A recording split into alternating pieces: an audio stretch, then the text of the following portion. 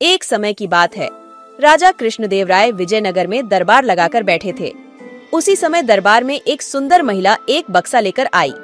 उस बक्से में एक मखमली साड़ी थी, जिसे निकालकर वह दरबार में राजा और सभी दरबारियों को दिखाने लगी। साड़ी इतनी सुंदर थी कि जो भी उसे देखता वह हैरान रह जाता। महिला ने राजा से कहा कि वह ऐसी ही सुंदर साड़ी बनाती है। उसके पास कुछ कारीगर हैं जो अपनी गुप्त कलाओं से इस साड़ी की बुनाई करते हैं। उसने राजा से निवेदन किया कि अगर राजा उसे कुछ धन दे तो वह उनके लिए भी ऐसी ही साड़ी बना देगी।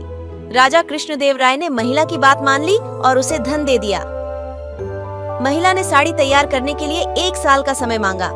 इसके बाद वह महिला साड़ी बुनने वाले अपने कारीगरों के साथ राजा के महल में रहने लगी और साड़ी की बुनाई करने लगी।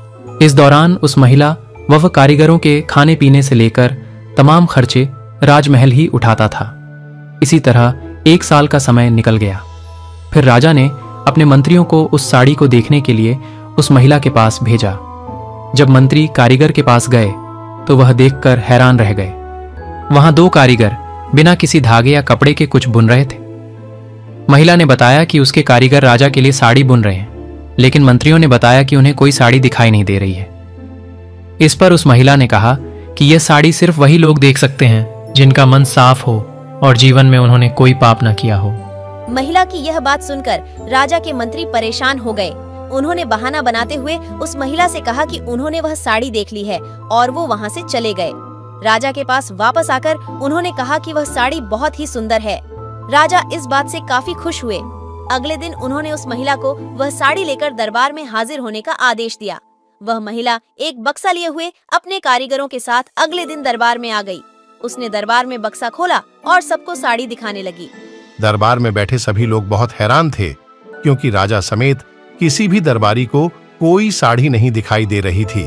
यह देखकर तेनालीराम ने राजा के कान में कहा कि उस महिला ने झूठ बोला है, वह सभी को बेवकूफ बना रही है। इसके बाद तेनालीराम ने उस महिला से कहा कि उन्हें या दरबार में बैठे किसी भी दरबारी को यह साड़ी दिखाई नहीं दे रही है। तेनालीराम की यह बात सुनकर महिला ने कहा कि यह साड़ी सिर्फ उसी को दिखाई देगी जिसका मन साफ होगा और उसने कोई पाप न किया हो। महिला की इस बात को सुनकर तेनालीराम के मन में एक योजना आई। उन्होंने उस महिला से कहा, राजा चाहते हैं कि तुम खुद उस साड़ी को पहनकर दरबार में आओ और सभी को वह साड़ी दिखाओ। तेनालीराम की यह बात सुनकर वह महिला राजा के सामने माफी मांगने लगी।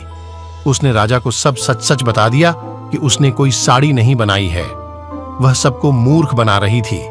महिला की बात सुनकर राजा को बहुत गुस्सा आया।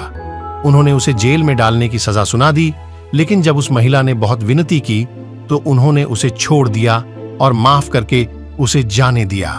साथ ही राजा ने तेनालीराम की चतुराई की तारीफ भी की।